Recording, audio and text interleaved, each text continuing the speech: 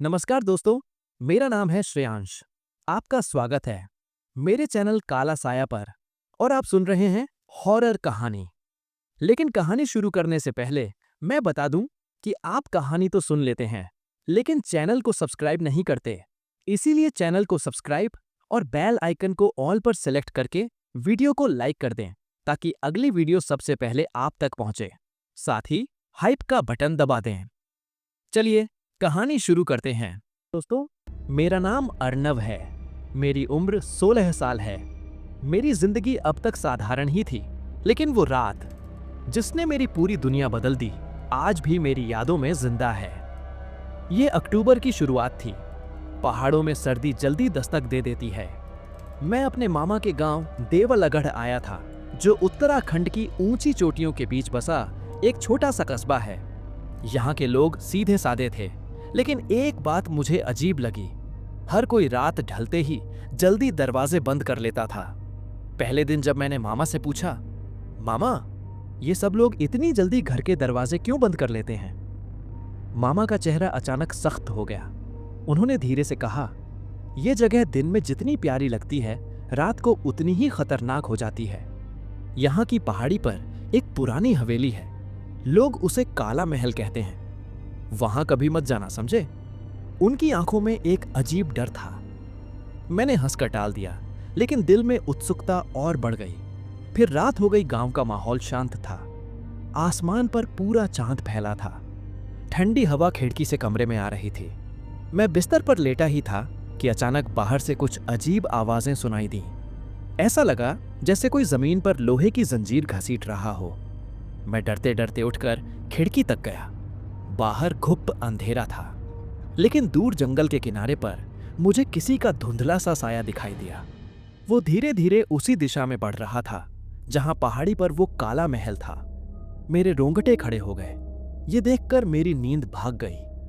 अगले दिन मैंने गांव के बुजुर्ग से हवेली के बारे में पूछा।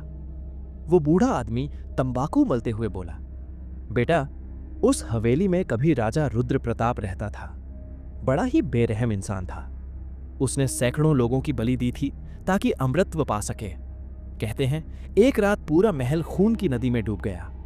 तब से वहां आत्माएं भटकती हैं। जो भी इंसान वहां जाता है वो कभी लौटकर नहीं आता।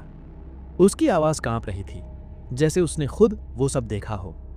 मैंने मन ही मन ठान लिया, मुझे ये सच जानना है। दिन भर मैं इसी सोच में डूबा रहा। अगली रात जब सब सो चुके थे, मैंने टॉर्च उठाई और धीरे से घर से बाहर निकल पड़ा। ठंडी हवा मेरी हड्डियों तक चुभ रही थी। रास्ते में पेड़ ऐसे लग रहे थे मानो उनकी टेढ़ी मेढ़ी शाखें मुझे रोकने की कोशिश कर रही हों। आधे घंटे की चढ़ाई के बाद मैं उस काले महल के सामने खड़ा था। वो जगह वैसी ही थी जैसी कहानियों में सुनी थी। टूटी हुई दीवारें, काले धब्बे और दरवाजे पर जंग लगी लोहे की जंजीरें। हवेली से हल्की हल्की बदबू आ रही थी, जैसे वहां सदियों से कोई सड़ा हुआ राज बंद हो। मैंने दरवाजे को धक्का दिया। दरवाजा कराहते हुए खुला।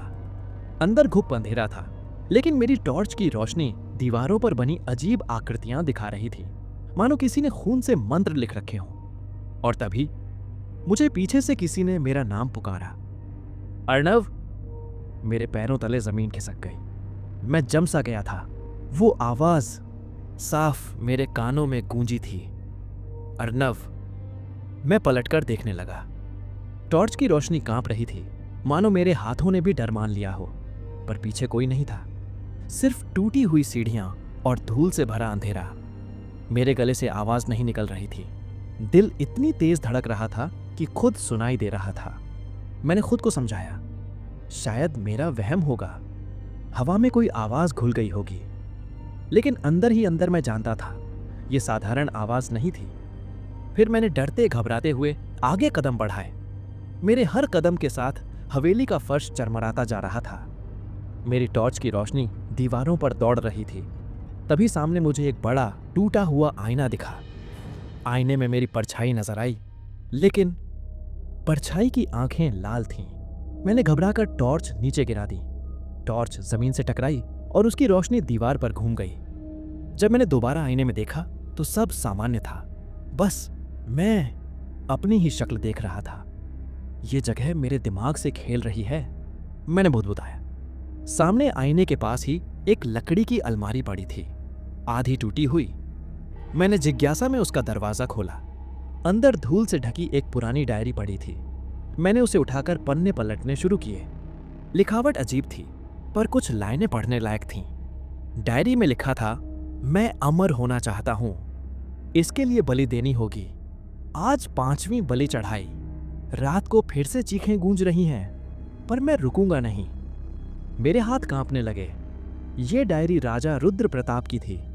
वो पागल सचमुच इंसानों की बलि देता था, लेकिन सबसे डरावना हिस्सा आखिरी पन्ने पर था। वहां लिखा था, एक दिन कोई आएगा, मेरा नाम पुकारेगा और मैं लौट आऊंगा। तभी अचानक डायरी पढ़ते पढ़ते मेरी नजर फर्श पर पड़ी। वहां गहरे लाल धब्बे बने थे, जैसे खून रिस कर पत्थरों में समा गया हो। मैंने टॉर्च उस पर डाली और तभी वो धब्बे धीरे धीरे फैलने लगे, जैसे ताजा खून मेरी आंखों के सामने टपक रहा हो। मेरे पैरों के पास तक लाल बूंदें आ गईं। मैंने डर से पीछे हटने की कोशिश की, लेकिन पीछे से दरवाजा धड़ाम से बंद हो गया। पूरा हॉल घुप अंधेरे में डूब गया। मेरी टॉर्च अपने आप बंद हो गई। अब सिर्फ एक आवाज सुनाई दे रही थी, भारी सांसों की। मैंने कांपते हुए मोबाइल निकाला और उसकी फ्लैशलाइट ऑन की। रोशनी सीढ़ियों पर गई और वहां एक काली परछाई खड़ी थी, लंबी, झुकी हुई, और उसकी आंखें अंधेरे में लाल चमक रही थीं। उसने फुसफुसाया, तुम आ ही गए। अर्नव। मेरे मुंह से चीख भी नहीं निकली। मैं इतना डर गया था कि मैं जम गया था। वो परछाई वहीं खड़ी थी, सीढ़ियों के ऊपर। उसकी लाल आंखें मुझे घूर रही थीं। कमरे की हवा भारी हो चुकी थी, जैसे किसी ने मेरे फेफड़ों से ऑक्सीजन चूस ली हो। मेरा दिल बेकाबू होकर धड़क रहा था। मैंने हिम्मत जुटाकर मोबाइल की फ्लैशलाइट उसकी ओर डाली, लेकिन जैसे ही रोशनी उस पर पड़ी, वो गायब हो गई। सिर्फ सीढ़ियां बचीं, टूटी फूटी, धूल से भरी। अचानक हवेली की दीवारें कराहने लगीं। आह ऊह, छोड़ो हमें। जैसे सैकड़ों लोग अंदर कैद हों और बाहर निकलने की गुहार लगा रहे हों। मैंने कान बंद कर लिए, पर आवाजें और तेज होती गईं। वो दीवारें बोलने लगीं, तुम क्यों आए हो यहां? यह जगह तुम्हारी नहीं है। भाग जाओ, वरना तुम भी हमारी तरह यही रह जाओगे। हमेशा के लिए हर शब्द मेरे दिमाग में हथौड़े की तरह बज रहा था। मैं डर के मारे पीछे हटने के लिए कदम बढ़ाया, तभी फर्श में से एक सड़ा हुआ काला हाथ बाहर निकला। वो उंगलियां मेरे टखनों को पकड़ने लगीं। मैंने घबराकर पैर झटका और पीछे गिर पड़ा। मोबाइल दूर फेंक गया। रोशनी बुझ गई। अंधेरे में सिर्फ मेरे हांफने की आवाज गूंज रही थी। तभी मेरे कानों के बिल्कुल पास किसी ने धीरे से कहा, तुम्हारा नाम इस हवेली की आखिरी डायरी में लिखा है। मेरे रोंगटे खड़े हो गए। मैं कांपते हुए बुदबुदाया, क्या मतलब? लेकिन कोई जवाब नहीं आया, सिर्फ धीमे कदमों की आहट जो सीढ़ियों से उतरकर मेरी ओर आ रही थी। मैंने हिम्मत करके मोबाइल उठाया और रोशनी दोबारा जलाई। सामने दीवार पर मुझे एक दरवाजा दिखा, जिसे मैंने पहले नहीं देखा था। उस पर अजीब निशान बने थे, त्रिशूल, आंखें और मंत्र जैसे शब्द। दरवाजा आधा खुला था और अंदर से हल्की नीली रोशनी झलक रही थी। मेरे दिमाग ने कहा, मत जाओ, लेकिन दिल किसी अनजानी ताकत से खिंचता चला गया। मैंने दरवाजे को धक्का दिया और अंदर कदम रखा। अंदर एक भूमिगत कक्ष था। दीवारों पर लोहे की जंजीरें लटकी हुई थीं। जमीन पर पुराने खून के धब्बे साफ नजर आ रहे थे। बीच में एक बड़ा सा लोहे का पिंजरा रखा था और पिंजरे के अंदर एक कंकाल बैठा था। उसकी खाली आंखों के गड्ढे सीधा मेरी ओर देख रहे थे। लेकिन सबसे डरावनी बात थी, उसकी हड्डियों पर भी ताजा खून टपक रहा था। अचानक पिंजरे का दरवाजा अपने आप खुला। कंकाल धीरे धीरे उठने लगा। हड्डियां चरमराने की आवाज पूरे कक्ष में गूंजने लगी। मैं पीछे हटना चाहता था, लेकिन दरवाजा अपने आप बंद हो चुका था। कंकाल ने हाथ बढ़ाया और अपनी उंगली मेरे सीने पर रख दी। तुरंत मेरे कानों में वो डायरी वाली आवाज गूंजी, मैं लौट आया हूं तुम्हारे जरिए। कंकाल की ठंडी हड्डी जब मेरे सीने को छुई तो ऐसा लगा जैसे किसी ने बर्फ की तलवार भीतर तक उतार दी हो। मेरी सांसें रुक गईं। कंकाल की खाली आंखों से अंधेरी धुंध निकलने लगी। वो धुंध सीधे मेरे चेहरे की तरफ आई और मेरे कानों में घुलती हुई बोली, तेरा नाम मेरी आखिरी किताब में लिखा है। तू आया है मेरी अधूरी पूजा पूरी करने। अचानक पूरा कक्ष कांपने लगा। दीवारों पर लटकी जंजीरें खड़खड़ाने लगीं और फिर एक एक करके हवा में चेहरों की परछाइयां उभर आईं। कभी किसी बूढ़े औरत का चेहरा, कभी किसी बच्चे का, कभी किसी जवान का। सबकी आंखें खाली थीं, लेकिन होंठ कराह रहे थे। हमें बचाओ, ये हमें नहीं छोड़ेगा। भागो, वरना तू भी यहीं रह जाएगा। मैं डर के मारे जमीन पर गिर पड़ा। हाथ कांप रहे थे। कंकाल ने अपने हाथ की हड्डी से जमीन पर कुछ लिखा। मेरी टॉर्च की रोशनी उस पर गई तो मैं सहम गया। वो शब्द थे, 7 बलि, 7 आत्माएं और 8वां होगा अर्णव। मेरे पैरों तले जमीन जैसे गायब हो गई। मतलब मैं उसका अगला शिकार हूं। मैं भागने की कोशिश करने लगा। मैं पागलों की तरह दरवाजा को धक्का देने लगा। लकड़ी और लोहे की परतें जरा भी नहीं हिली। अचानक दरवाजे के पीछे से किसी औरत की आवाज आई, इधर से बाहर निकलो, जल्दी। मैंने हैरानी में पूछा, तुम कौन हो? वो आवाज बोली, मैं वही हूं जो कभी इस हवेली की आखिरी बलि बनी थी। अचानक दरवाजा कर्र कर्र करता हुआ खुला। बाहर खड़ी थी एक औरत। सफेद कपड़े, बिखरे बाल, चेहरा आधा जला हुआ। उसकी आंखों में दर्द था, लेकिन उनमें इंसानियत की झलक भी दिख रही थी। वो फुसफुसाई, अगर यहां ज्यादा देर रुका तो तू कभी वापस नहीं जा पाएगा। चल मेरे पीछे। मैं कांपते हुए उसके पीछे चल पड़ा। उस औरत ने मुझे घुमावदार गलियारों से निकाला। हर जगह जाले, टूटी दीवारें और सड़ांत फैली हुई थी। लेकिन चलते चलते मुझे लगा, यह हवेली जिंदा है। कभी दीवारें सांस लेती लगती, कभी छत से खून टपकता, कभी फर्श पर पैरों के निशान अपने आप बन जाते। औरत ने मुझे पकड़कर कहा, पीछे मत देखना, चाहे जो भी आवाजें आएं, मत देखना। मैंने हिम्मत करके न देखने की कोशिश की, पर पीछे से आवाज आई, अर्णव बेटा। ये मेरी मां की आवाज थी। दिल धड़क उठा। क्या सचमुच मां यहां आ सकती है? मेरे कदम रुक गए। औरत ने झटके से मेरा हाथ पकड़ा और फुसफुसाई, ये तेरी मां नहीं, ये हवेली है। तभी हम अचानक एक बड़े हॉल में पहुंचे। बीच में आग का चक्र जल रहा था। उसके चारों तरफ 7 काले पत्थर रखे थे।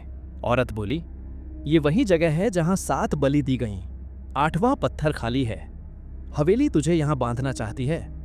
मैं कांपते हुए बोला, तो मैं कैसे बचूं? वो बोली, सिर्फ एक ही तरीका है, इस हवेली के दिल तक पहुंचना। लेकिन वहां पहुंचना मौत को बुलाना है। औरत की आंखों में अजीब चमक थी। वो बोली, अर्णव, हवेली का दिल वहीं धड़कता है जहां राजा रुद्र प्रताप ने आखिरी बलि दी थी। अगर तू वहां पहुंच सका तो शायद तुझे मुक्ति मिल जाए। लेकिन मैंने डरते हुए पूछा, लेकिन क्या? उसकी आवाज कांप गई। जो भी वहां गया कभी लौट कर नहीं आया। वो औरत मुझे हवेली के सबसे अंधेरे हिस्से में ले जाने लगी। रास्ते में दीवारों पर लाल नसें फैली हुई दिख रही थीं। ऐसा लग रहा था जैसे ये इमारत ईंट पत्थर से नहीं, बल्कि मांस और खून से बनी हो। हर कदम पर फर्श कांपता था, मानो मैं किसी दानव के पेट के भीतर चल रहा हूं। मैंने कांपते हुए पूछा, ये सब जिंदा है क्या? औरत ने धीरे से कहा, ये हवेली नहीं, ये एक जीवित श्राप है। हम एक लंबे गलियारे में पहुंचे। वहां फर्श पर खून बह रहा था, सचमुच की नदी, लाल गाढ़ा और बदबूदार। औरत ने बिना हिचके उसमें पैर रख दिया। मैं हड़बड़ाकर बोला, ये खून है। वो बोली, ये उन सबकी चीखों से बना है जिन्हें यहां बलि चढ़ाया गया। अगर तू पार नहीं करेगा तो हवेली तुझे यहीं रोक देगी। मेरे पैरों ने मानने से इनकार कर दिया, लेकिन अगर मैं रुकता तो शायद जिंदा बाहर न निकल पाता। मैंने आंखें बंद की और खून की उस नदी में कदम रख दिया। जैसे ही हम आगे बढ़े, दीवारों पर परछाइयां बनने लगीं। हर परछाई किसी इंसान की थी, कभी बच्चा, कभी औरत, कभी जवान लड़का। उनकी आंखें सीधे मेरी ओर देख रही थीं और सबके होंठ एक साथ बोले, तू ही है 8वां। मेरा दिल सीने से बाहर निकलने को था। फिर आखिरकार हम एक बड़े दरवाजे तक पहुंचे। दरवाजा लोहे का था और उस पर 7 खून से बने हाथों के निशान थे। 8वां निशान खाली था। औरत बोली, यहीं धड़कता है हवेली का दिल। अंदर जाने के बाद तेरी किस्मत तेरे हाथ में नहीं रहेगी। मैंने कांपते हुए पूछा, तू तू मेरे साथ अंदर चलेगी? उसने दर्द भरी हंसी हंसी। मैं नहीं जा सकती, मैं तो पहले ही इस हवेली में कैद हूं। पर तू जा सकता है, और अगर तूने जीत हासिल की तो शायद मुझे भी मुक्ति मिल जाए। मैंने डरते हुए दरवाजे को धक्का दिया। भारी लोहे की चेन खड़खड़ाई।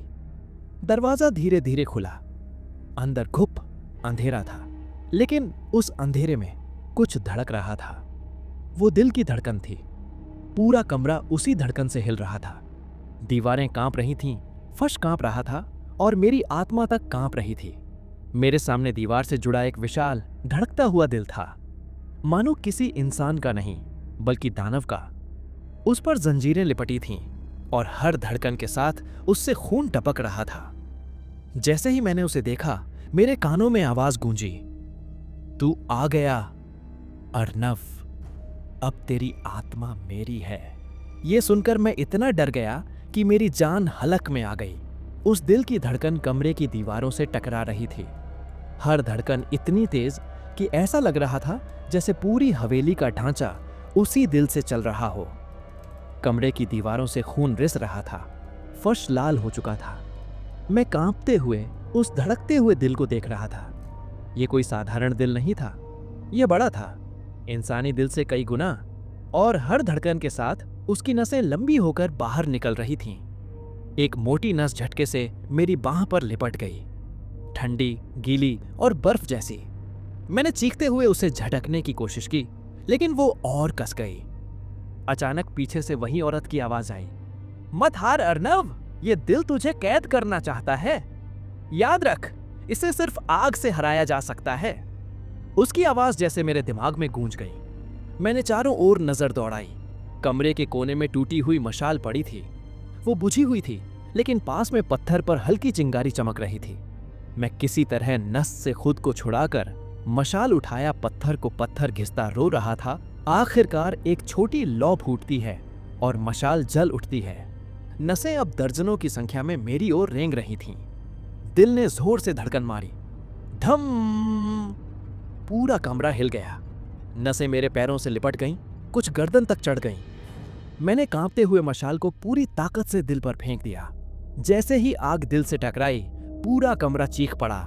ऐसा लगा जैसे सैकड़ों आत्माएं एक साथ दर्द से चिल्ला रही हों। दिल लाल से काला होने लगा।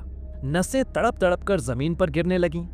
मैंने राहत की सांस ली और दरवाजे की ओर दौड़ा, लेकिन दरवाजा अचानक बंद हो गया। कमरे में वही भारी आवाज गूंजी, तूने मुझे आग से चोट पहुंचाई है, मगर मैं तुझ में समा चुका हूं। अब तेरी धड़कन और मेरी धड़कन एक है। मुझे महसूस हुआ कि मेरी छाती के भीतर कोई और दिल धड़क रहा है। मेरी नसों में अजीब जलन होने लगी। हाथ पैर पर लाल धब्बे फैलने लगे। मुझे लगा जैसे मेरा खून अब मेरा ना होकर हवेली का हिस्सा बन चुका है। मैं सांस नहीं ले पा रहा था। अंधेरा मेरे चारों ओर फैलता गया। मेरे शरीर में अजीब जलन थी। ऐसा लग रहा था जैसे मेरी नसों में खून नहीं, गर्म लावा दौड़ रहा हो। मैं जमीन पर गिर पड़ा।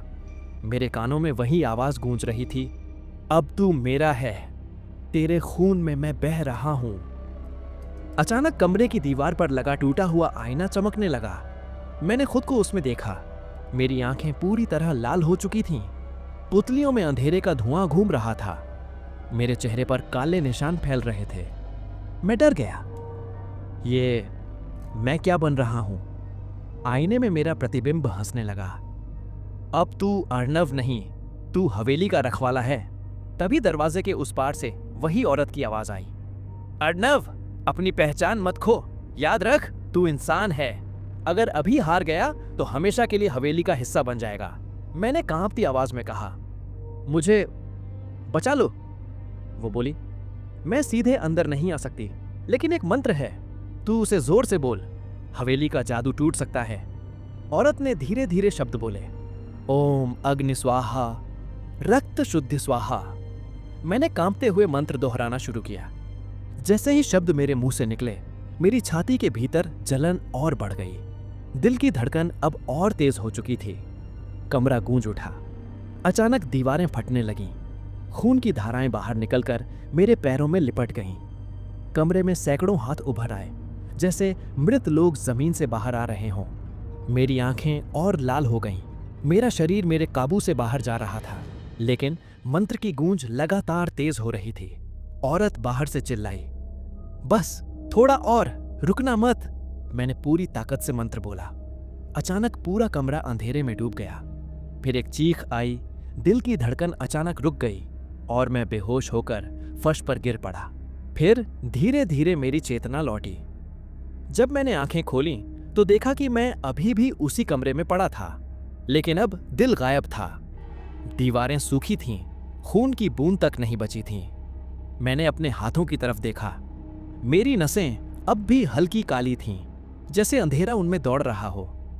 मेरी हथेली पर अजीब निशान उभर आया था, एक गोल चक्र जिसके बीच में लाल बिंदु चमक रहा था। अचानक मेरी नजर पास पड़े आईने पर पड़ी। मैंने जैसे ही देखा, दिल दहल गया। मेरी आंखें अब इंसानी नहीं रही थीं। उनकी पुतलियां बिल्कुल काली और बीच में लाल चमक थी। कमरे से बाहर निकला तो हवेली अजीब चुप्पी में डूबी थी। न वो औरत की आवाज, न धड़कन, सिर्फ सन्नाटा। लेकिन ये सन्नाटा शांत नहीं था। ये ऐसा लग रहा था जैसे हर दीवार मुझे घूर रही हो। अचानक मेरे सिर में वही भारी आवाज गूंजी, मैं तुझ में हूं। तू चाहे बाहर जितना भी भागे, तू अब मेरा हिस्सा है। मैंने अपने कानों को दबाया, चीख पड़ा, निकल जा मेरे दिमाग से। लेकिन वो हंसते हुए बोला, अब तू हवेली से बंध चुका है। तेरे बिना मैं अधूरी हूं और मेरे बिना तू। गलियारे के मोड़ पर वो औरत खड़ी दिखी, सफेद साड़ी, चेहरे पर उदासी, हाथ में दिया। वो बोली, अर्णव, तू बच तो गया है, लेकिन पूरा नहीं। तेरे अंदर अब हवेली का खून दौड़ रहा है। ये तुझे धीरे धीरे अपना बना लेगी। मैंने कांपते हुए कहा, तो मैं क्या करूं? इससे छुटकारा कैसे पाऊं? वो फुसफुसाई, छुटकारा नहीं, बलिदान। या तो तू अपना खून देगा या हवेली तुझे पूरा निगल जाएगी। उसने मेरी तरफ देखा और कहा, याद रख, जब तक ये लाल निशान तेरे हाथ पर है, हवेली तेरे पीछे रहेगी। तू चाहे भाग ले, ये तुझे हर जगह ढूंढ निकालेगी। मैंने अपने हाथ की हथेली कसकर बंद की। दिल तेज धड़कने लगा। मैं समझ गया, अब खेल और गहरा हो गया है। मैं धीरे धीरे उस औरत के पास गया। उसके चेहरे पर उदासी गहरी थी, लेकिन उसकी आंखों में रहस्य चमक रहा था। तुम कौन हो और मेरी मदद क्यों कर रही हो? मैंने कांपती आवाज में पूछा। उसने धीरे से कहा, मेरा नाम अन्विता है। मैं कभी इसी हवेली की बहू थी। यह सुनकर मेरे होश उड़ गए। क्या? तो तुम भी? वो कड़वी मुस्कान के साथ बोली, हाँ, मैं भी इसी श्राप की शिकार बनी। जिस रात मेरी शादी हुई थी, मुझे इस हवेली में लाया गया। सब कुछ सामान्य लग रहा था, लेकिन आधी रात को यह हवेली मुझ में घुस आई। तब से मैं इस जगह की आत्मा बनकर कैद हूं। अन्विता ने आगे कहा, यह हवेली जीवित है अर्णव। इसका दिल असली है, जो हर 100 साल में किसी इंसान की आत्मा और खून पर पलता है। जो भी अंदर आता है, उसे ये अपना हिस्सा बनाने की कोशिश करती है। मैं तो मरकर भी नहीं छूट सकी, और अब तू? मैंने घबराकर कहा, तो इसने मुझे ही क्यों चुना? अन्विता की आंखें नम हो गईं। क्योंकि तू 8वां है। हर 100 साल में हवेली 7 शिकार करती है, और 8वां शिकार उसका रखवाला बन जाता है। तेरे पहले 7 लोग सब मर चुके, तू अब 8वां है। इसीलिए तेरे खून में ये निशान जगा है। मेरे पैरों तले जमीन खिसक गई। मतलब मैं हमेशा के लिए फंस चुका हूं? अन्विता बोली, एक रास्ता है। अगर तू हवेली का असली दिल ढूंढकर उसे नष्ट कर दे, तो तू आजाद हो सकता है और मुझे भी मुक्ति मिलेगी। मैंने पूछा, अभी जो दिल मैंने जलाया था वो क्या था? वो बोली, वो नकली था। हवेली का असली दिल तहखाने में है, जमीन के नीचे। वहां तक पहुंचना आसान नहीं, हर कोना मौत से भरा है। अन्विता ने मेरी आंखों में देखते हुए कहा, अगर तू हार गया तो हवेली तुझे खा जाएगी, अगर जीत गया तो मुझे भी मोक्ष मिलेगा। उसकी आवाज कांप रही थी, जैसे सदियों का दर्द उसमें कैद हो।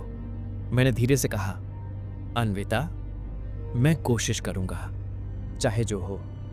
वो हल्की मुस्कान के साथ बोली, तो तैयार हो जा अर्णव, अगला कदम सबसे खतरनाक है। अन्विता की बातों ने मेरे रोंगटे खड़े कर दिए। असली दिल तहखाने में, मतलब अब तक जो देखा था वो सिर्फ शुरुआत थी। वो मुझे हवेली के पिछले हिस्से में ले गई। एक टूटी हुई दीवार के पीछे फर्श पर लोहे की भारी प्लेट जमी हुई थी। उसने इशारा किया, यहीं से नीचे जाता है रास्ता, लेकिन ध्यान रखना हर सीढ़ी मौत के करीब ले जाएगी। मैंने कांपते हाथों से प्लेट हटाई। नीचे अंधेरे में पत्थरों की पुरानी सीढ़ियां दिखीं। सड़ी हुई मिट्टी और खून की गंध ऊपर तक आ रही थी। मैंने मशाल जलाई और नीचे उतरने लगा। हर कदम पर ऐसा लग रहा था जैसे जमीन हिल रही हो।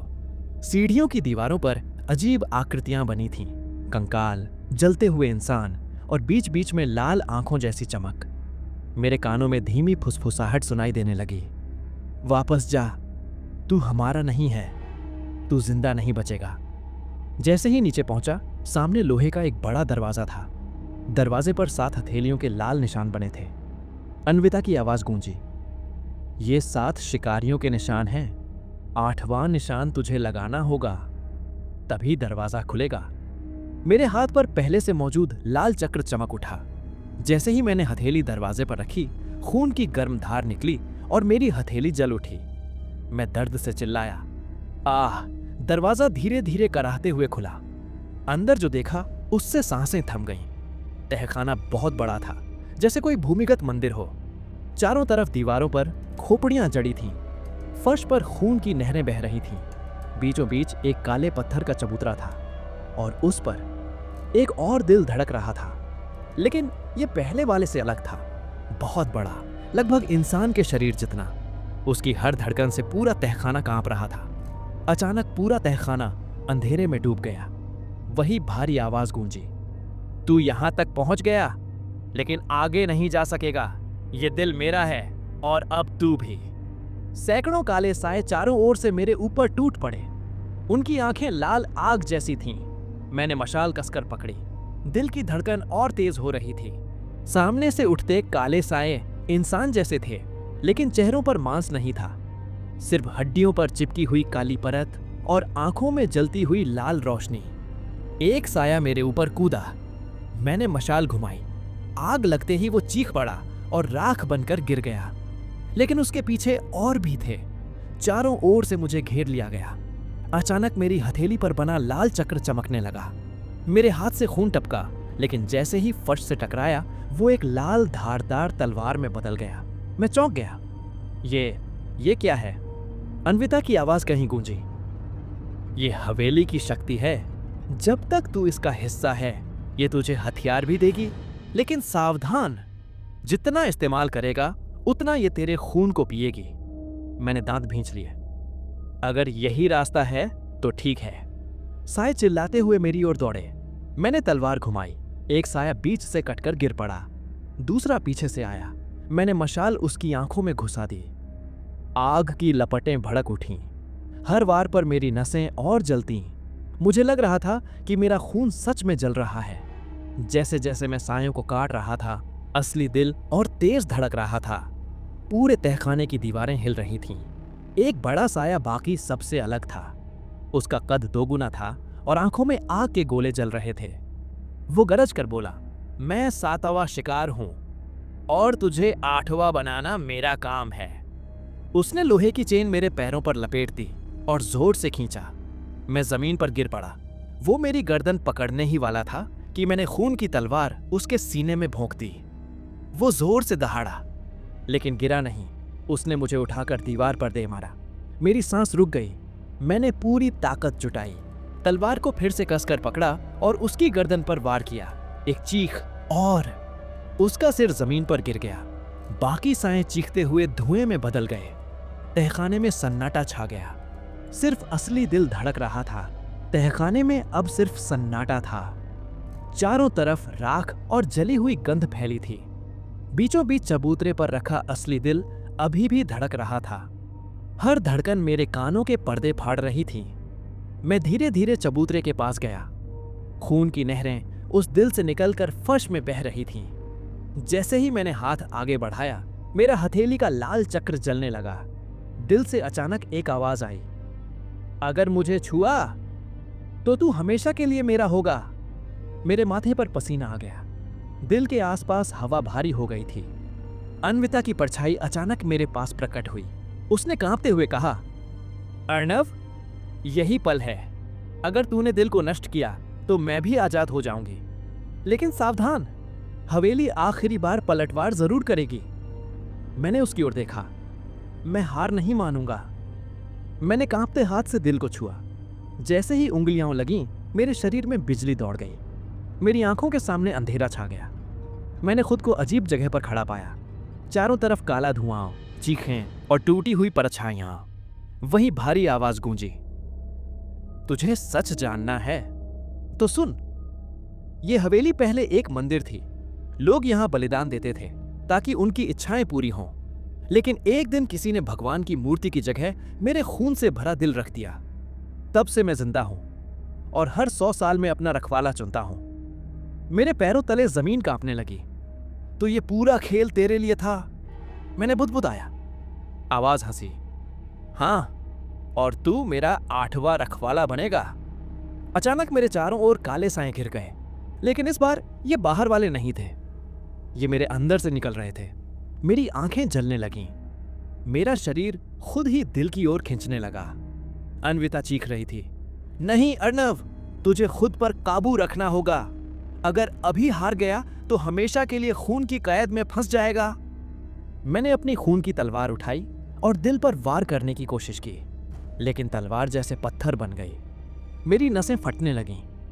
दिल गरज रहा था, मार, अगर हिम्मत है तो मार, लेकिन याद रख, तू मुझे नष्ट करेगा तो खुद भी मर जाएगा। मैं ठिठक गया। मेरे सामने 2 रास्ते थे, या तो खुद को कुर्बान करके दिल को नष्ट कर दूं, या फिर हमेशा हवेली का हिस्सा बन जाऊं। दिल की धड़कन और मेरी सांसें अब एक जैसी हो गई थीं। कमरे की दीवारें खून से भीगने लगीं। हर जगह से वही आवाज गूंज रही थी, अर्णव, तू और मैं अब एक हैं, बच नहीं सकता। अन्विता घुटनों के बल गिर पड़ी। उसकी परछाई कांप रही थी, आंखों से काले आंसू बह रहे थे। उसने हाथ जोड़कर कहा, अगर तू हार गया तो मैं हमेशा यहीं बंधी रहूंगी। तेरे हाथ में है, मुझे मुक्ति मिले या तू भी दास बन जाए। उसकी आवाज टूट रही थी, लेकिन उसकी आंखों में पहली बार डर नहीं था, बल्कि भरोसा था। दिल ने मेरा शरीर पकड़ लिया। मेरी आत्मा जैसे 2 हिस्सों में बंट रही थी। एक हिस्सा दिल की ओर खींच रहा था और दूसरा हिस्सा अन्विता की ओर। मैं जमीन पर गिर पड़ा। मेरे अंदर से मेरी ही परछाई निकलकर हंसने लगी। तू मर जाएगा अर्णव, क्यों इतनी मेहनत? चल मेरे साथ, हम दोनों इस हवेली पर राज करेंगे। अचानक मेरी जेब से वही पुराना ग्रंथ अपने आप बाहर निकला। उसके पन्ने अपने आप खुलने लगे। लाल अक्षरों में लिखा था, दिल को नष्ट करने के लिए आत्मा की आग चाहिए। जो शुद्ध हो वही यह बलिदान दे सकता है। मैंने किताब कसकर पकड़ी। अगर आत्मा की आग चाहिए तो मेरी ही आत्मा काम आएगी, अन्विता कांपते हुए बोली। लेकिन अर्णव, अगर तूने अपनी आत्मा दे दी तो तू कभी भी जन्म नहीं ले पाएगा, सीधा शून्य में विलीन हो जाएगा। मैंने उसकी तरफ देखा। अगर मेरी कुर्बानी से तू आजाद होगी और ये हवेली हमेशा के लिए खत्म होगी तो यही सही है। दिल गरजा। सोच ले अर्णव, तू मर गया तो तेरा नाम तक मिट जाएगा। न परिवार तुझे याद रखेगा, न कोई तस्वीर बचेगी, बस एक खालीपन। यही तेरी किस्मत होगी। मैं हंस पड़ा। नाम से क्या होता है? असली जीत तो यादों में होती है, और मैं चाहता हूं कि अन्विता जिंदा याद बनकर रहे। मैंने आंखें बंद की। हथेली का लाल चक्र अचानक तेज चमकने लगा। मेरे पूरे शरीर से आग की लपटें निकलने लगीं। मेरी आत्मा जलने लगी, लेकिन उसी आग से मेरी तलवार फिर से जीवित हो गई। इस बार खून से नहीं, बल्कि सफेद रोशनी से बनी हुई। मैंने पूरी ताकत से तलवार दिल में घोंप दी। दिल की धड़कन रुक गई। हवेली जोर से कांपने लगी। हर दीवार से चीखें फूट पड़ी। अन्विता चीखते हुए रो पड़ी, अर्णव नहीं। मेरी आंखों के सामने अंधेरा छा गया। मेरा शरीर धूल में बदलने लगा। दिल को नष्ट करते ही पूरा तहखाना हिलने लगा। दीवारों से खून की धाराएं फूट रही थीं, फर्श पर दरारें पड़ गईं और हवेली कराह रही थी जैसे किसी ने उसकी सांसें छीन ली हों। मेरे हाथ राख में बदल रहे थे। मेरे पैर धीरे धीरे गायब हो रहे थे। मैंने अन्विता की ओर देखा। उसकी परछाई धीरे धीरे इंसानी रूप लेने लगी थी। उसकी आंखों में पहली बार आंसू नहीं, मुस्कान थी। अर्नव, तूने कर दिखाया, मैं आजाद हो गई। उसकी आवाज पिघलती हुई धूप जैसी थी। ऊपर से छत टूटने लगी, हर कमरे से चीखें उठीं और फिर अचानक सन्नाटा छा गया। हवेली की दीवारें राख में बदलकर उड़ने लगीं। मेरे सामने वही जगह अब सिर्फ खंडहर बन गई। जहां कभी कोठी बावली खड़ी थी, अब बस राख और टूटी दीवारें बचीं। अन्विता मेरे सामने खड़ी थी। अब वो पूरी तरह इंसान लग रही थी, पर उसके चारों ओर हल्की रोशनी थी। वो मुस्कुराई। तेरे बलिदान के बिना मैं कभी मुक्त नहीं हो पाती। तूने मुझे दूसरी जिंदगी दी, लेकिन तुझे क्यों भूलना पड़े, ये मैं तय करूंगी। उसने मेरी छाती पर हाथ रखा। एक हल्की गर्मी पूरे शरीर में दौड़ गई। मैं राख में बदलने ही वाला था कि अचानक सब रुक गया। मेरे हाथ फिर से ठोस हो गए। मेरी सांसें लौट आईं। अन्विता की रोशनी धीमी पड़ने लगी। उसने फुसफुसाकर कहा, तेरी आत्मा पवित्र थी, इसलिए तुझे शून्य में खोने नहीं दिया गया। लेकिन याद रख, इस बलिदान की कीमत तुझे आगे चलकर चुकानी होगी। मैंने हकलाते हुए पूछा, मतलब? वो मुस्कुराई और उसकी परछाई हवा में घुल गई। अब मैं अकेला खंडहर के बीच खड़ा था। हवेली गायब हो चुकी थी। बस राख, टूटी ईंटें और एक अजीब सी शांति बची थी। लेकिन मेरे सीने पर जहां उसने हाथ रखा था, वहां लाल चक्र अब सुनहरी बन गया था। उससे हल्की गर्मी और धड़कन महसूस हो रही थी। जहां कभी हवेली थी, अब बस राख और पत्थर थे। मैं वहीं जमीन पर बैठा था, अब भी समझ नहीं पा रहा था कि मैं जिंदा कैसे हूं। मेरी सांसें भारी थीं और सीने पर वो सुनहरी धड़कन लगातार चमक रही थी। अचानक मेरे कानों में धीमी फुसफुसाहट सुनाई दी।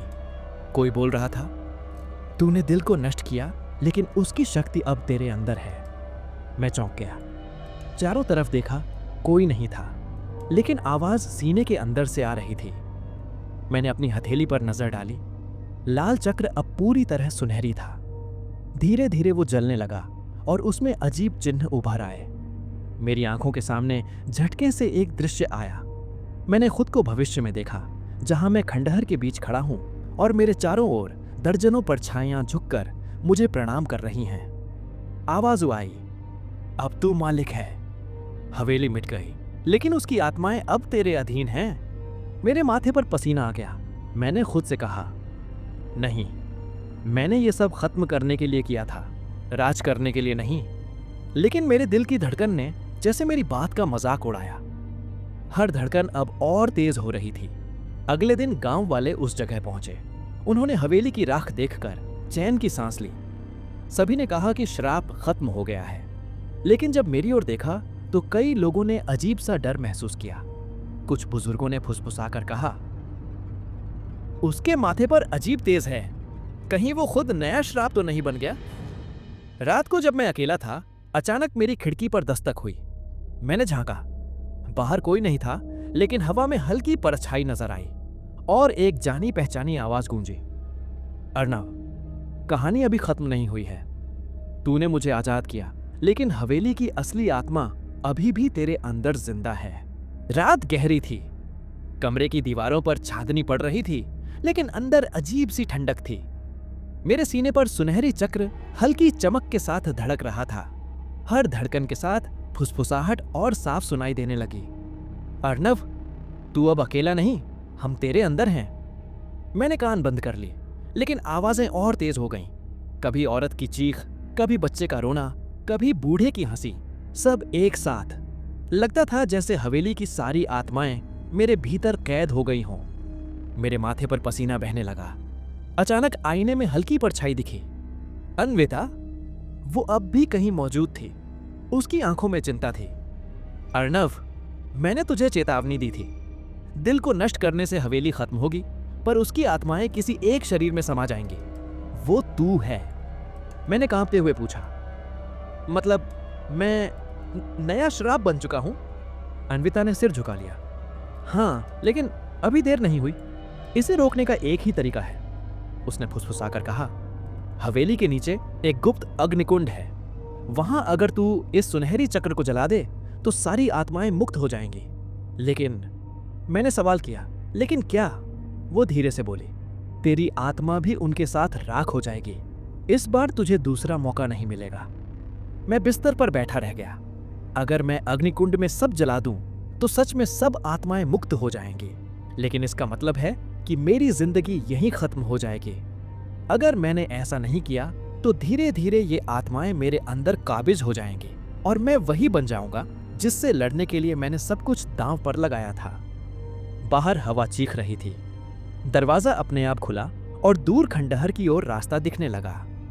मुझे लगा जैसे आत्माएं खुद मुझे अग्निकुंड तक ले जाना चाहती हों। मेरे कानों में अन्विता की आवाज गूंजी, अर्णव, अब तेरे पास आखिरी मौका है, या तो मुक्त कर या दास बन जा। अगली रात मैं खंडहर की ओर बढ़ा। रात घनी थी, लेकिन दूर एक जगह आग की हल्की लपटें दिख रही थीं। वही अग्निकुंड था जिसकी बात अन्विता ने कही थी। मेरे सीने पर सुनहरी चक्र जलने लगा। हर कदम पर आत्माएं चीख रही थीं, हमें छोड़ मत, हमें तेरी जरूरत है। लेकिन अन्विता की आवाज मेरे कानों में गूंज रही थी, अर्णव, अगर सच में मुझे आजाद करना चाहता है तो इसे खत्म करना होगा। मैं अग्निकुंड के सामने खड़ा हुआ। धड़कनें इतनी तेज हो गई थीं कि जैसे दिल बाहर निकल जाएगा। मैंने हथेली अपने सीने पर रखी और सुनहरी चक्र को खींच लिया। चक्र बाहर आते ही पूरा आसमान चमक उठा। मेरे चारों ओर आत्माओं का झुंड प्रकट हो गया। सभी चीख रहे थे। कोई मुझे रोकने की कोशिश कर रहा था, कोई मुझे बहला रहा था, लेकिन मैंने आंखें बंद कर लीं और पूरी ताकत से चक्र को अग्निकुंड में फेंक दिया। एक पल में भयानक चीख गूंजी। आग भड़क उठी और आसमान तक चली गई। हवा भारी हो गई, फिर धीरे धीरे शांत हो गई। आत्माएं राख बनकर गायब हो गईं। हवेली की आखिरी परछाई भी मिट गई, सिर्फ शांति बची। अचानक मेरे सामने हल्की रोशनी प्रकट हुई। अन्विता वहां खड़ी थी, इस बार पूरी तरह इंसान जैसी। उसकी आंखों में खुशी थी। वो मुस्कुराई, तूने सबको मुक्त कर दिया अर्णव, तेरी वजह से मुझे भी नया जीवन मिला। उसने मेरा हाथ थामा। तूने अपनी आत्मा जलाने की सोची थी, लेकिन तेरा दिल इतना पवित्र था कि अग्नि ने तुझे स्वीकार नहीं किया, इसलिए तू बच गया। सुबह का सूरज निकल आया था। खंडहर अब सिर्फ पत्थरों का ढेर रह गया था। गांव वाले इकट्ठा होकर खुशियां मना रहे थे कि श्राप खत्म हो गया। मैंने आसमान की ओर देखा। दिल में एक सुकून था कि अब कोई आत्मा कैद नहीं है। अन्विता मेरे साथ थी, अब इंसान बनकर। उसने धीमे से कहा, अर्णव, ये हमारी नई जिंदगी की शुरुआत है। हवेली, श्राप, दिल और परछाइयां सब अब अतीत बन चुके थे, लेकिन मेरी हथेली पर बना सुनहरी चक्र अब भी मौजूद था, जो मुझे हमेशा याद दिलाएगा कि एक रात मैंने मौत को हराकर सबको आजाद किया था। और उस दिन से गांव में लोग कोठी बावली को डरावनी जगह नहीं, बल्कि मुक्ति स्थल कहने लगे। दोस्तों, ये कहानी आपको कैसी लगी? कमेंट बॉक्स में कमेंट करके जरूर बताएं। साथ ही अपना नाम और पता जरूर कमेंट करें, ताकि अगली वीडियो में मैं आपका नाम ले सकूं। साथ ही चैनल को सब्सक्राइब और वीडियो को लाइक करना ना भूलें, ताकि इसी तरह की वीडियो मैं आप तक पहुंचता रहूं। मुझे और इस कहानी को यहां तक सुनने के लिए आपका बहुत बहुत धन्यवाद। मिलते हैं किसी और ऐसे ही कहानी के साथ।